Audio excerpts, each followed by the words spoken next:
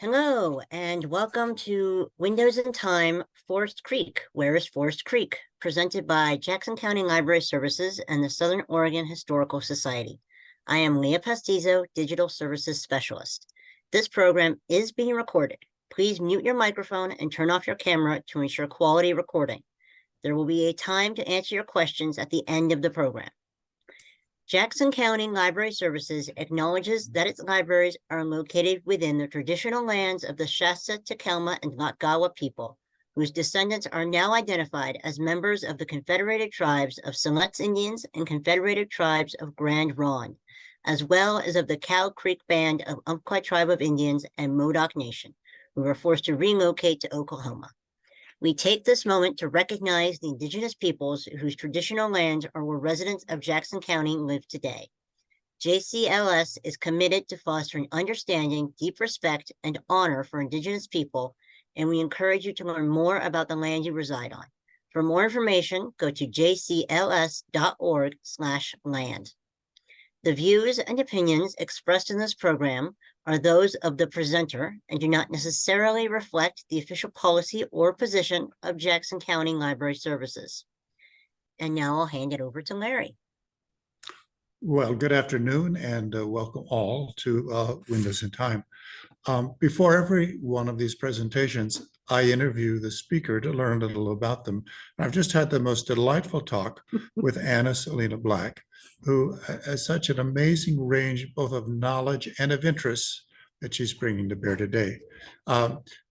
She's rather special in being a true, well, I'll say native, true Oregonian. Her great-grandfather came west by covered wagon. Both of her parents were longtime enthusiasts for history and wrote a book which deals with the Applegate Valley. Rouge in the Applegate Valley. And she inherited all their research and developed her own fondness for this, which will come out. Time is very limited because she has a lot of material to present in what amounts to a case study, where you take a small piece of history and then start exploring all of its ramifications, and you get a very broad view of history. So the small issue of Forest Creek, where it's at and all about it, becomes a very illuminating source for our knowledge of Southern Oregon. And with that, I'll pass you over to Annice. Hi, everybody. I am, as he just said, doing a case study of a little place called Forest Creek. And most people go, Forest Creek? Where's Forest Creek?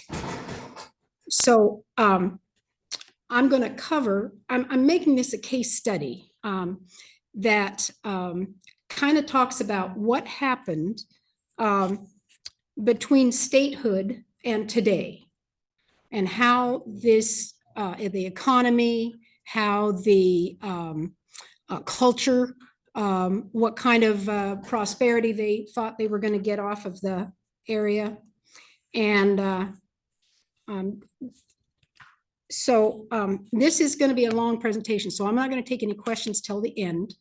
The people on Zoom can put comments in, and hopefully we'll be able to tackle some of those comments at the end of the presentation. The area of Forest Creek, so this shows the 4 counties in Southern Oregon. Up here's Crater Lake.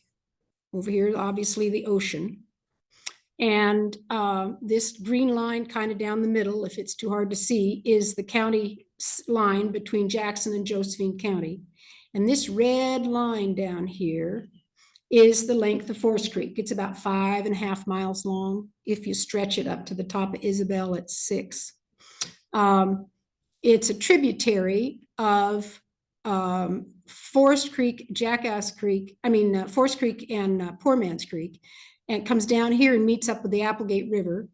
It connects to the Applegate River, which then connects to the Rogue River, which then goes on out to the coast. Where is that? I think it's right along here. Is the coast, is the county line that goes to the coast. I don't look right, but okay. So it's a very short tributary. And when the state was founded, they divided up the ground with what they called townships. They surveyed the entire state. And they established this township system very early after statehood. So statehood was 49. By 51, by 1855, they had surveyed the entire state, well, at least the west side of the state. So they didn't make land divisions by watershed. So these squares will cross several watersheds at times, and then they're divided up into 36 1-mile sections. I chose Forest Creek Road. I chose the roads to start my case study because I thought it was interesting how early they were. So this one for us from 1871, and they made their original claim in 1869. And the reason that it wasn't approved in 1869 is because there was China diggings, and which meant that there were Chinese who had a mining operation at the foot of the creek near Poor Man's Creek. And I got to say one other thing about the names of these. Forest Creek was in the 1880s and 70s, 80s, and 90s was named Jackass Creek. And the reason it was named Jackass Creek is because there was some guy who was in a bar bragging about how much gold there was. And the bartender said, "Oh, you're just some jackass from up Jackass Creek." Well, now in my naivete and a little kid in the 40s and 50s, I thought it was because there were wild mules that were loose on the creek. And if you think about the names of these places, there's Humbug, there's Bunkum, there's Jackass and Poor Man's. These old guys had a name for things that were pretty explicit for their era, which is the 1850s and 60s. So they filed for this claim for the road, and thanks, Mom and Dad. Here's a copy of the original road patent. Now this is turned sideways so that this is the Applegate, this is the Jacksonville Road, Rooster Road. This is Highway 238. And then here comes the creek up here. And this turn right in here is what we call the right fork of Forest Creek. And here's the sections 2, 3, 4, 5. Section 5, this is the Oregon Bell Creek and where the Black's place is. And this goes on up to where Jack Duggan's place is, which was where these placer mines were that they were first beginning to get mining out of. The first mile is asphalt and the rest of it is all washboard. They put lignin on it. It is supported and maintained by Jackson County Roads, which is kind of handy. You know, you don't have to maintain your own road. And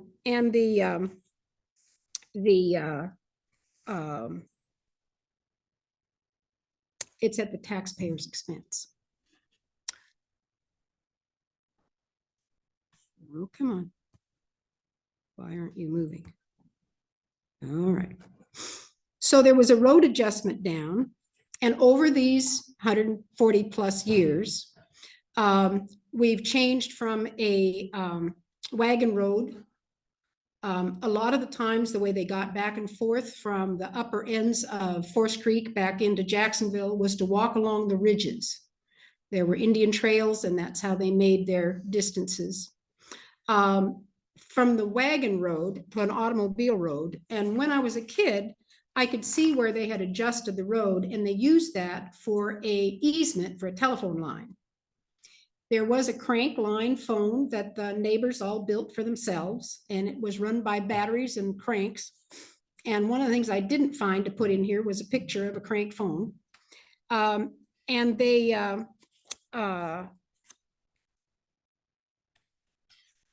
in the 1950s, AT&T came along and installed regular phone that didn't have to have an operator at the other end to tell you where to go. So from the 1950s, boy, I got to be careful here. I'm doing my 18s and my 19s. In the 1850s, there became a phone line that used that. Now I'm going to talk about the school.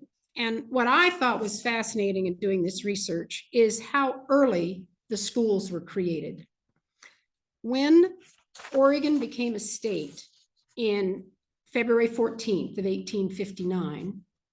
One of the charters that they had to abide by was to create common schools, public schools. And this was granted by the 35th Congress of the Second Session, Chapter 33. These lands were given in trust to be used to support public, elementary, and secondary schools and universities.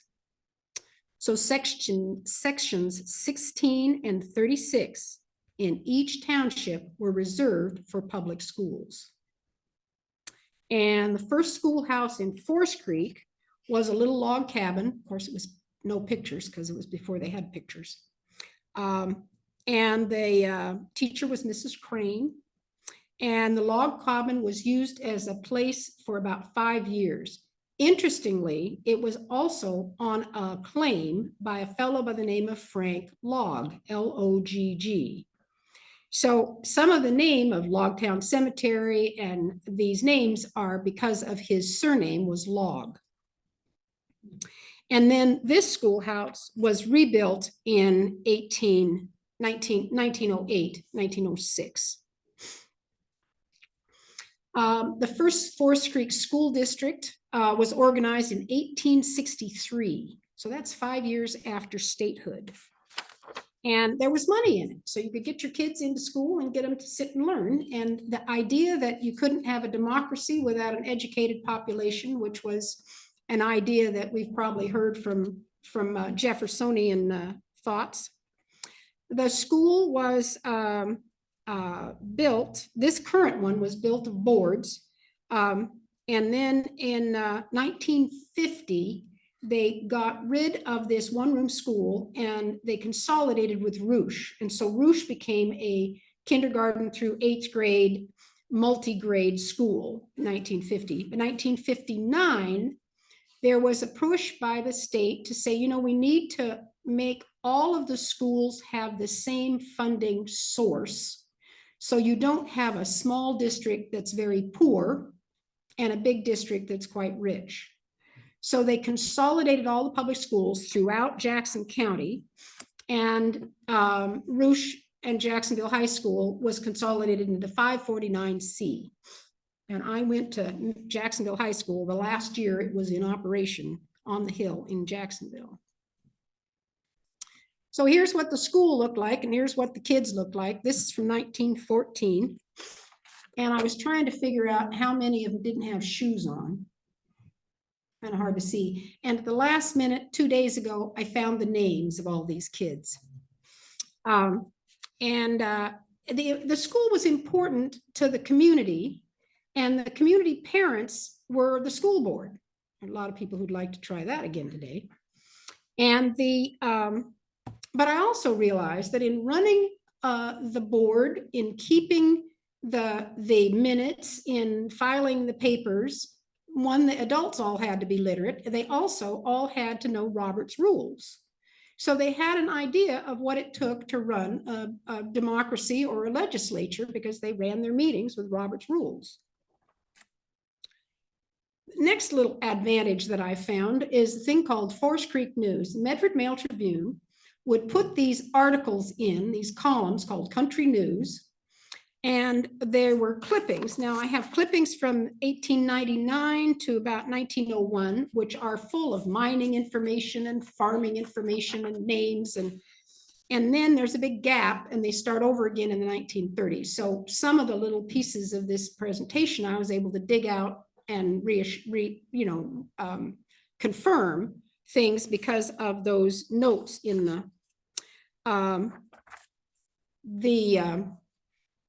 school news. The water for the school was condemned. So wherever they were getting the water out of the creek or off of the well, they had to go up to a spring. There were 17 children enrolled. And the names of the people who were on the board are all still families that live on the creek today. Davies, Meads. Well, I guess we don't live on there anymore. I have to take the Blacks off. There were 15 voters present. And that was from the news of the paper describing what was going on at the school. So by the 8th grade, those girls and boys did not end their education. Many of those families sent their kids to town to live with other families. They would become mothers' helpers, work for room and board, and finish their high school. But once the college consolidation occurred in 1959, what happened was a lot of the families with school-age children, high school-age children, moved to town. They'd either rent a house in town or buy a house in town. They'd move to town. And that process meant that there was kind of an empty nesters there and people with little tiny kids, and then there'd be a gap in the demographics. So that happened all up and down the Applegate as sort of an unintended consequences of the school consolidation. So who were these folks on Forest Creek? So early miners were mostly white Anglo-Saxon. About half of the men were foreigners. They listed their birthplace as some other country. There were Chinese people on the creek. There was a lot of those in the 1870 and 1880 census. And the thing that was surprising to me and kind of revelatory was the number of indigenous women. So since I presented this, I did a little digging about a story that my dad told. But the Chinese miners were mostly men. There were 6 indigenous women's households on the creek. So they had miner husbands. There were between 10, maybe 14 children among those 6 households.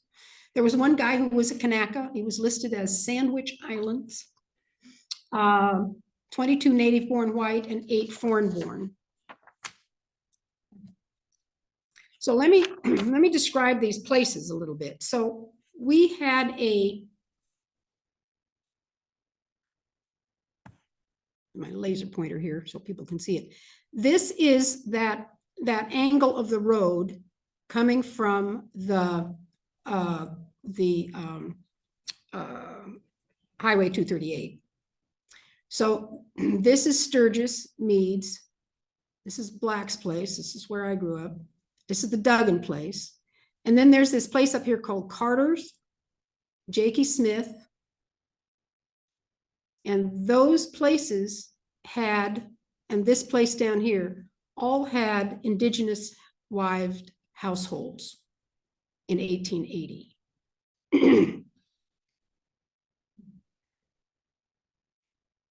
And if I keep digging, I might find some more. But one of the ways I could figure this out was because as I watched the census, I got to be careful I don't get out of order here. As I watched the census, so let me talk a little bit about as I looked at the census, because I know a lot of these family names, because I know the area well enough, and the census taker, the enumerator, has to walk. So he's walking these creeks and walking these trails and he's walking these households. And I could tell when he left the Hurling place, which was a stage stop, how long it took him to get up to the Carter place and how many households he passed on the way. So the number of dwellings. Now, the other group of women that I found out about was from a story my dad told. And that story is going to have to be in another presentation. But he told me essentially what I found out in the reference notes about the murder of Evie Sebring by Samuel Rath. And this was in 1879, about January. Both men had Indian wives. And Cecilia had come to her sister's household, Evie Sebring's, and was gone there for because her husband was drunk and beating her up.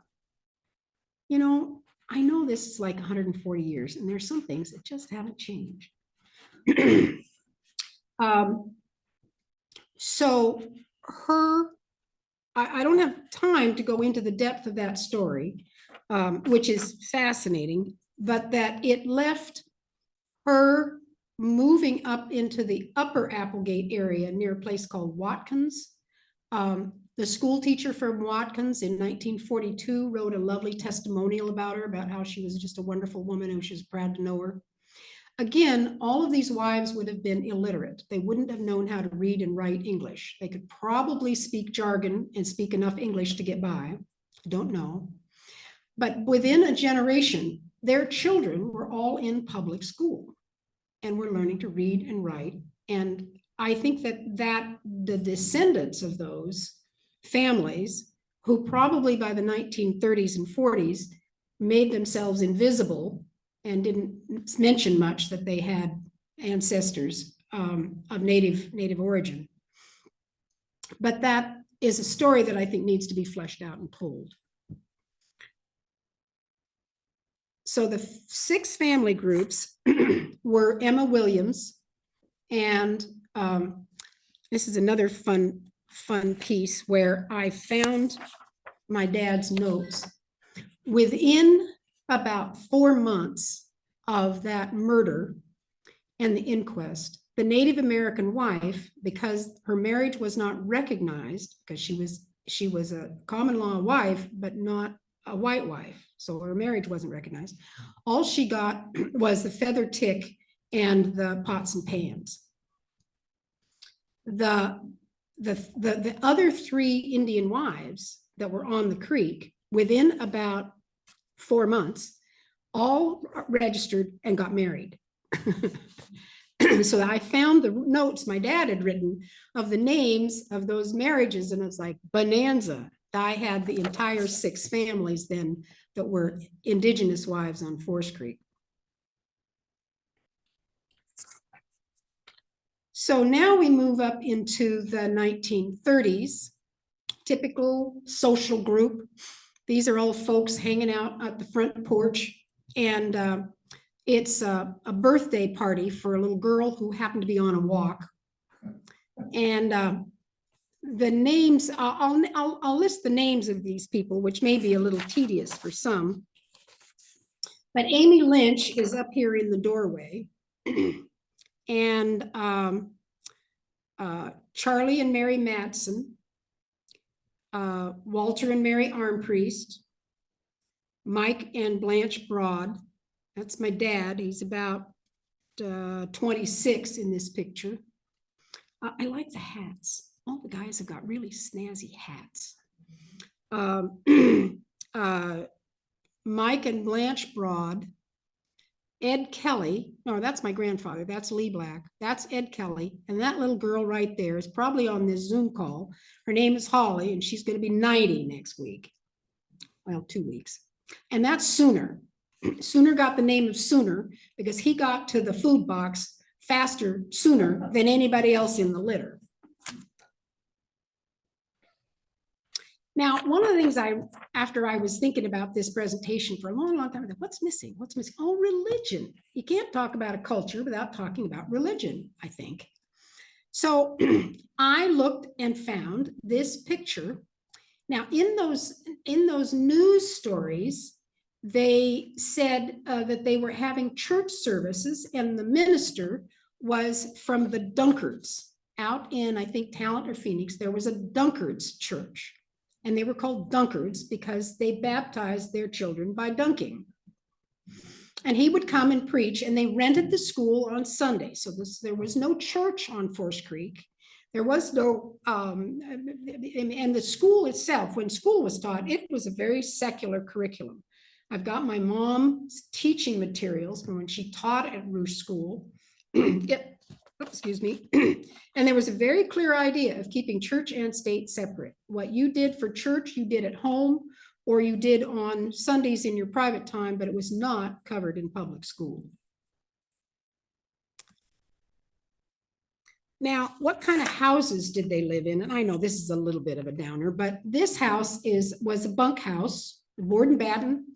And the reason it's called board and batten is because the boards that go up and down the side are flat sawed boards, and then they put up about a 1 or 2 inch board to cover the cracks, which kept the place warmer.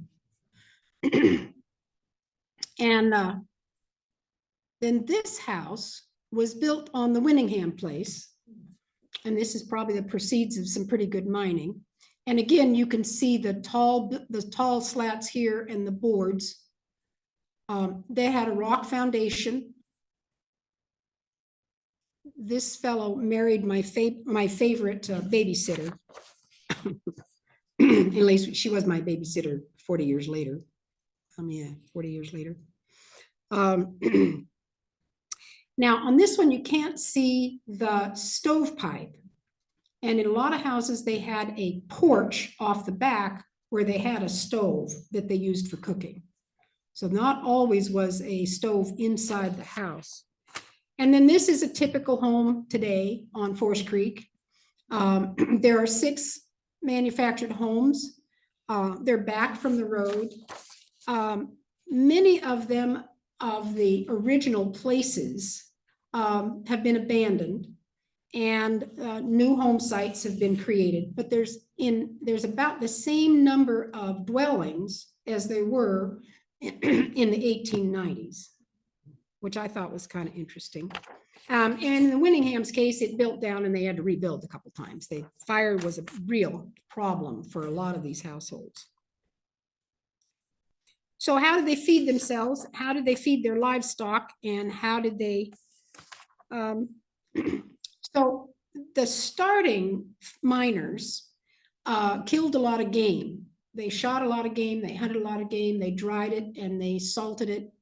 And then they would pack in provisions from a store. So that little bunkhouse was also a store. And there was Jacksonville, of course. And then the next daily meal was prepared to feed the family was when the households were started. So a housewife with a kitchen was a pretty important person because they would come to her table to eat daily. There was food was brined, smoked, and they would get through the winter with staples of flour and salt. By the 1930s, gardens were fenced. They could afford fencing. Fencing was the thing, and they keep the deer out. And if they shot a deer, they shared it with everybody so that everybody would be in on the poaching. Nobody would rat anybody out for poaching a deer. Now, the attempt to farm with mechanical tractors was didn't go very well. So my dad borrowed Glenn Smith's tractor, and he was rolling up and down the hill, and he got it stuck in the mud, and it took him 4 teams of horses, a 4-horse team to drag it out of the mud. So he continued to farm with horses for another 20 years. So farming a field, dry land farming, was kind of labor intensive, and it took a lot of passes over those fields. And the harvest would work its way from the lower edges, lower elevations, and would come up the creek. So they'd start at Winningham's, and then they'd do the Meads, and then they do the Davies place, and then they do the Blacks. When there was one on the Duggan's place, starboards, they'd farm it too. So first this is called harrowing. So that rake behind this gizmo here has got a bunch of little tines on it, which knock the clods out, because after you plow it, it's all lumpy. So you go along with this, passing over the fields. I asked my dad once, how do you keep from getting bored? And what he said he did is he would take a long division problem, and he would start it in his head in the morning, and he would work on it all day. And then he'd come back to the house at night and see if he got it right. So they would plow it, disc it, harrowing, which is knocking down the clods, and then they would broadcast seed or drill. Okay, once the hay crop was mature, they would make a pass for cutting it, and then they'd make another pass with a rake to rake it into rows, and a final pass with a hay wagon to put it on the back of a hay wagon and take it over to the barn. So this is hay going in the barn in 1936. There's a wire coming down from a cable that's up here in the top of the barn, and it's pulling this rack up with a big, it looks like a big fork. It's called a Jackson fork. And then there's a line here with a horse on it, and it will walk away from the barn and pull the hay up until it hits that trolley and rolls into the barn. You know, for not having a lot of mechanical equipment, one of the things that's in their curriculum in their high schools and their public schools was learning how to make pulleys and how much wire and rope you needed and how big the pulley needed to be for the amount of force you got off the pulley.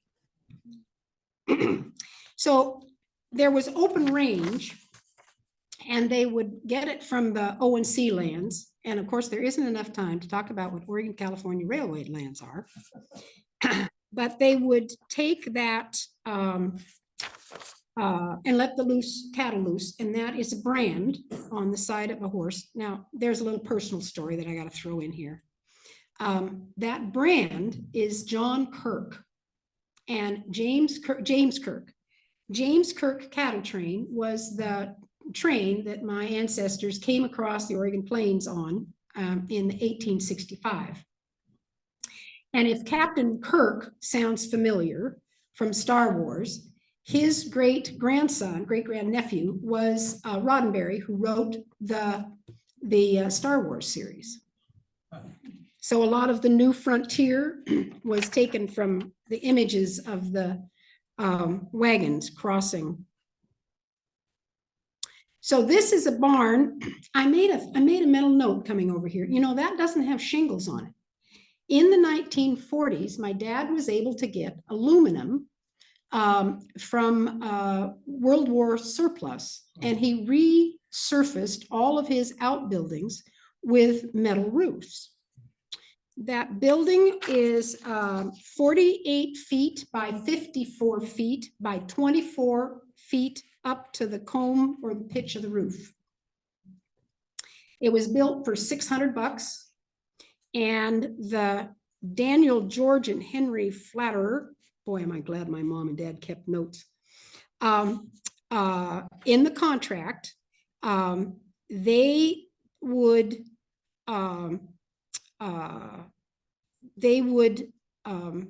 frame the timbers, hew the timbers, and raise them. And all of that is done with post and peg. No metal nails, no metal screws. And Lee Black was to furnish the lumber and the shakes and the nails.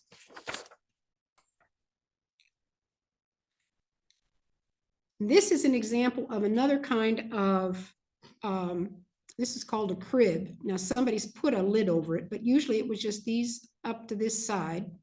And people would toss the food in there and keep it from extra critters. The other main crop was goats. And a lot of people kept goats and cows for milk for their family and their household. They weren't necessarily doing cattle ranching. And there was also a crib-like structure on this on the Jakey Smith place. So their farm practices.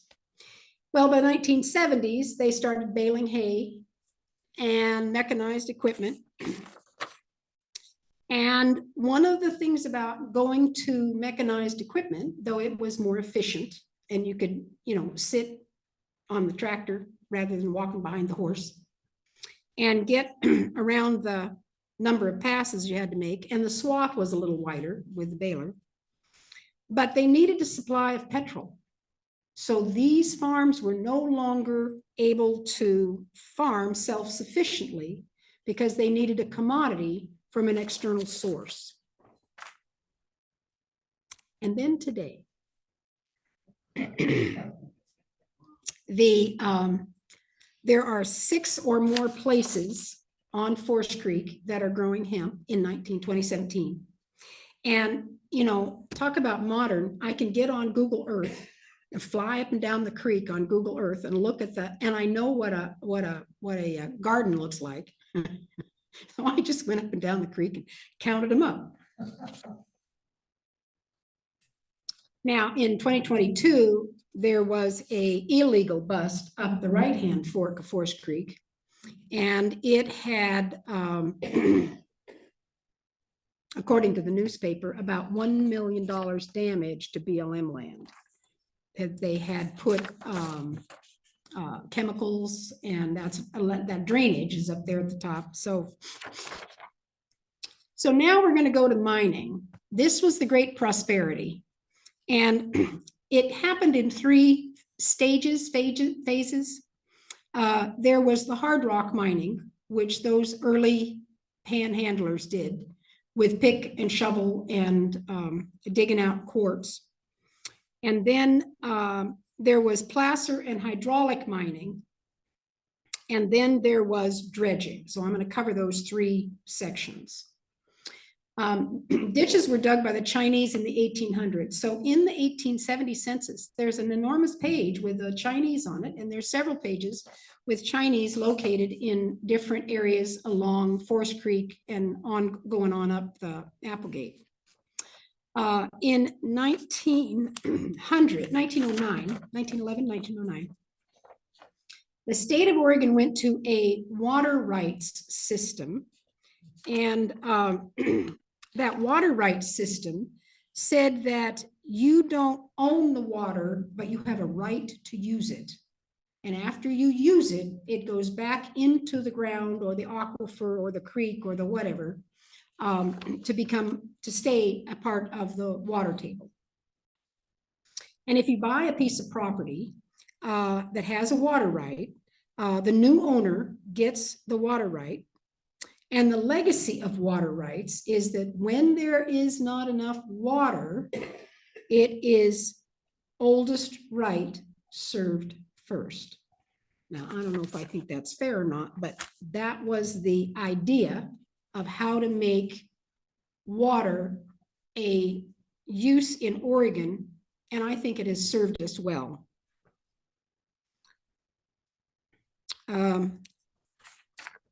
So I don't have any pictures of the diggings because, of course, they were before pictures. Now, I'm no expert on early mining, but it was hard, backbreaking work. It needed a lot of digging and hauling and running water over the dirt, panning in the cold water to get the sparkle of gold. In the 1880s, the Chinese dug the ditches that diverted the water out of the creek around the side and then would dump it down onto a digging so that they could have water to rinse the rock to then pan it. And the Chinese were good engineers. They knew how to make a water flow grade, and it was just something they knew how to do. I think somebody said it's 4 inches per foot that the grade has to go down. So they dug those ditches in a precision. And then there's kind of an ugly story about why the homesteaders kept shooting the Chinese. And you couldn't prove up your homestead if there was an active mining operation on it. There's an active mining claim. And the Chinese would be brought in to work a mining claim after the easy stuff was found, because they were meticulous and would work into the detail, and they would find gold after it was basically mined out. Well, I didn't get time to dig into this one, but there's this guy goes up the creek and murders some guy in his house, a Chinaman in his house, because he wanted to prove up on his homestead. But that he got off from the inquest, and it's kind of a sad story because there was no remedy for the Chinaman. This is what placer mining looked like. Now, here's the people down here, and here's the height of that bank.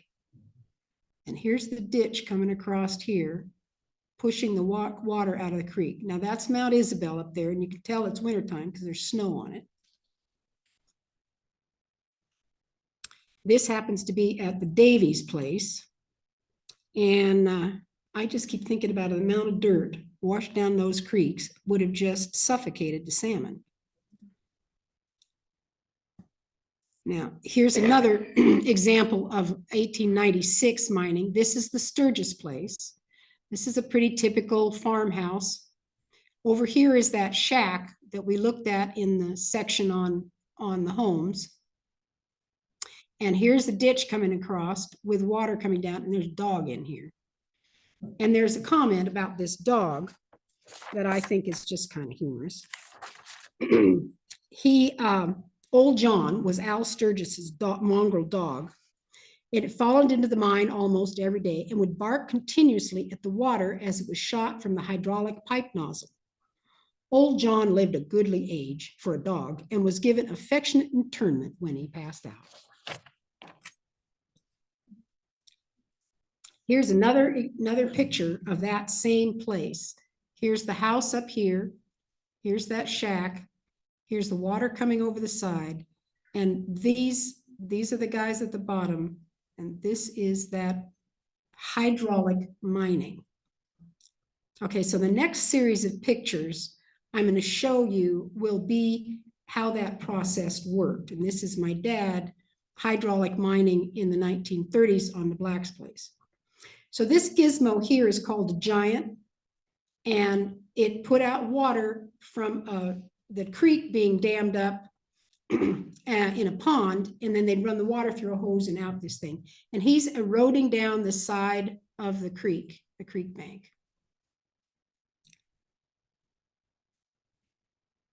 Now, you can see that water being shoved, the dirt being shoved towards this thing.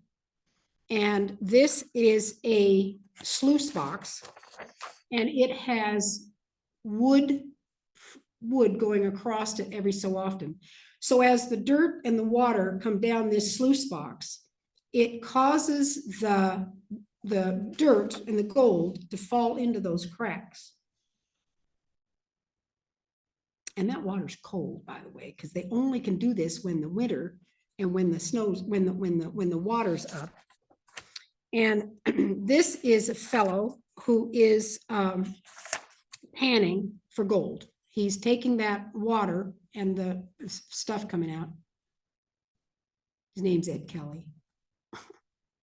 And this is the area after, so they've piled up rocks, and this fellow is looking to see if he can find anything in the bedrock. And there's a lady sitting here on the pipe watching the whole process. And I think this is my dad, and this is Ed Kelly looking for the mining. So that was the second phase of mining, right? That's the hydraulic mining. And that was like a small one-person team. But this was called dredging.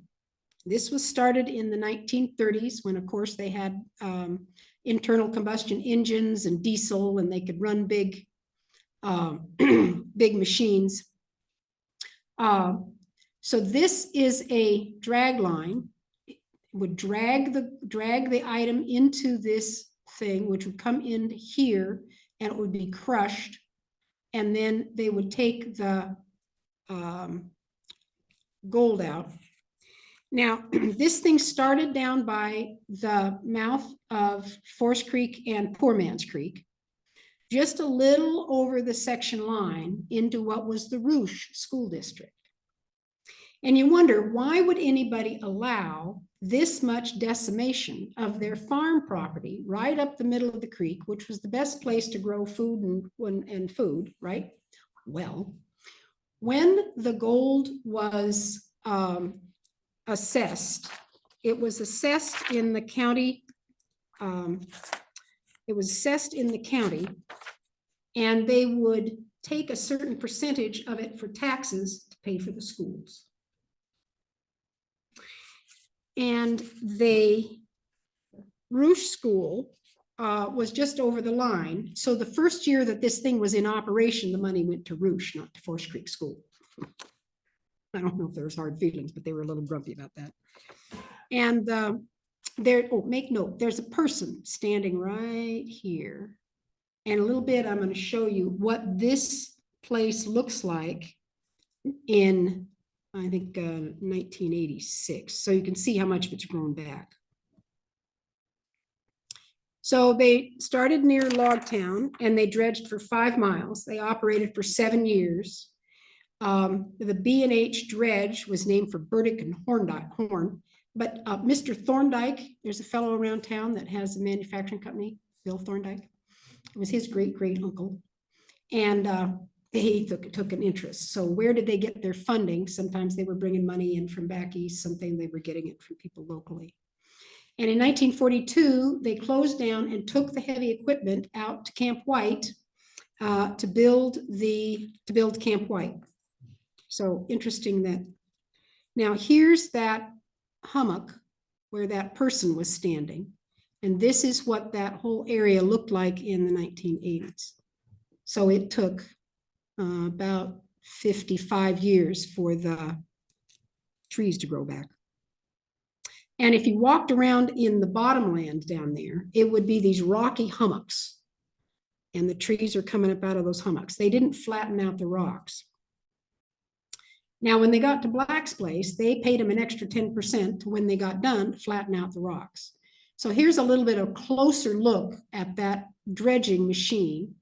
And this, now here's the drag line. And there's a cat over here pushing down the rocks. There's a couple little kids sitting here, or now in their 90s. There's the barn. So you can see from the size of the barn, which was 24 feet high, how big this thing was relative to the ground underneath it. It was a big deal. And they, let me see if I've got the,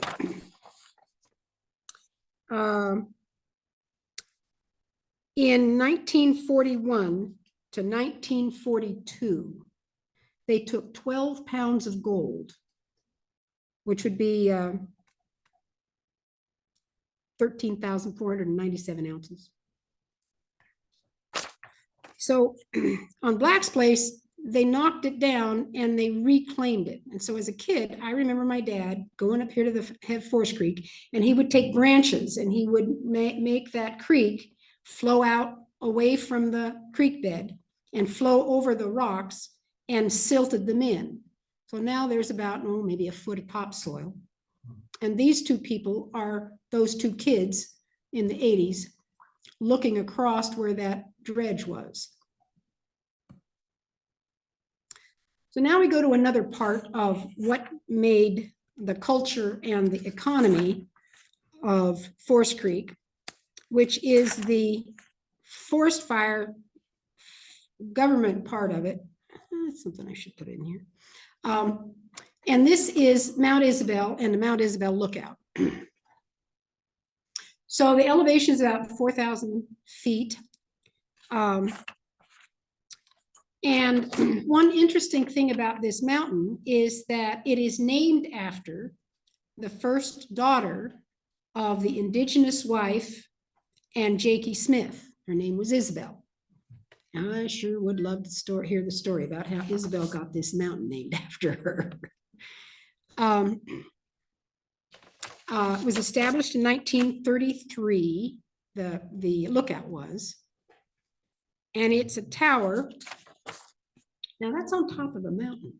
It's 1933, and you're going to get all those tall timbers up there. It was also built by the CCC boys, and of course, there's no time in this presentation to go into what the Conservation Corps was all about. But it had an imprint on the 1930s. The long pressure-treated timbers for the legs and the cross bases were carried up the trail to the top of the mountain on 2 mules in tandem, nose to tail. The tower, when completed, was 54 feet to the catwalk around the cabin. The four 54-foot legs were bolted together with cross braces to form an X. A long, heavy cable of guy wires were attached at the top of each leg and firmly fastened in concrete at some distance to the tower, providing stability during storms. And I know from talking to a few people like my sister who was on that lookout, sitting through a storm was kind of interesting. But the staircase went inside. It went inside until you got up to this last leg, and that was on the outside. Now, my 10-year-old little legs could go up those steps very slowly, but I climbed up into this tower many times as a kid. The tower, the box, is a cabin on about 12 feet by 12 feet. And it has an overhanging walkway called the catwalk. The last flight of stairs was on the outside, and it had a trap door, which you could fasten from up top, but you couldn't fasten to keep it shut. The walls of the cabin were windows up to about a half height, and the shutters, which were hinged at the eaves of the cabin, were raised like open wings, and then you would drop them down to support the windows and keep them closed off during a storm or over the winter. And that they also, those open shutters kept it so that it wouldn't be a block of the view of the firefinder. And in the center of that 12 by 12 foot room was a podium with a Osborne firefinder. And that was right here in the center. This whole area is a map. Right there in the center of that map is Mount Isabelle. So they made the map so that it's a circle with the center being the mountain you're standing on. And then, so what's fascinating about that is, one, you had to know the difference between smoke and dust. This car would go down a road, stir up a lot of dust, and you'd be looking and think it was smoke. And the Osborne firefighter was mounted on a stand and as a metal ring with uprights that could be rotated around the map. So the operator could sight at a distant smoke cloud of dust, or during thunderstorms at a lightning strike. The direction, or azimuth, could be read from the degrees on the mounting plate around the edge. This information was then reported to fire headquarters, which was down on Table Rock Road here in the valley. And from Mount Isabelle, there's almost a clear sight. You can see that piece of ground in the Applegate. And that then had to be coordinated with another lookout tower, who would then use their triangulation, see if they could cross triangle to see where that fire was. So it took a system of lookouts to locate where a lightning strike had been, or a potential fire, or a column of smoke. So getting water up there, this is from my dad in 1936, and these are the water cans. So you had to stay for a week or two on 2 water cans.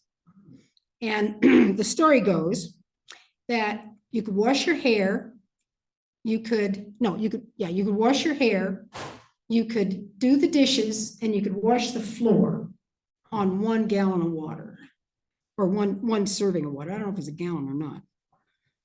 I'll probably get corrections after this because I think she's on here listening. We're pretty much a minute away from time. What? So Oh I my, wanted to give you a heads up. thank you. All right, here's a view of the valley from up there.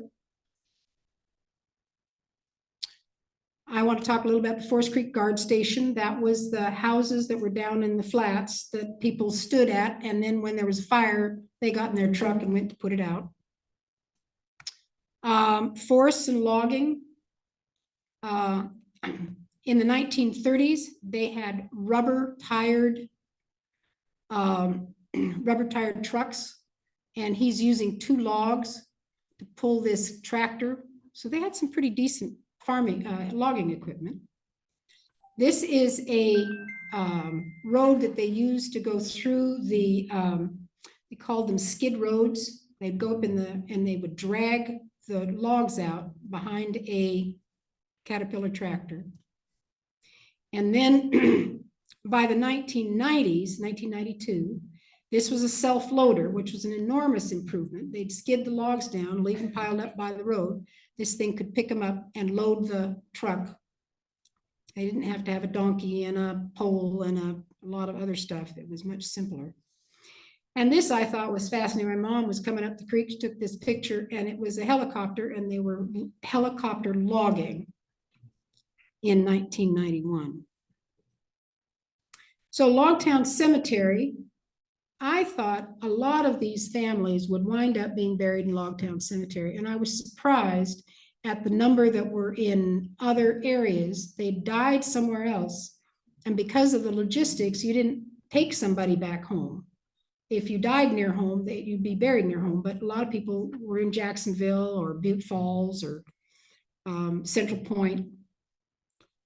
And so that is named for Frank Log. First burials were in the 1830s, 1836. And my mom served as the clerk for 50 years. And it's listed on the sites of Jacksonville. So there you go.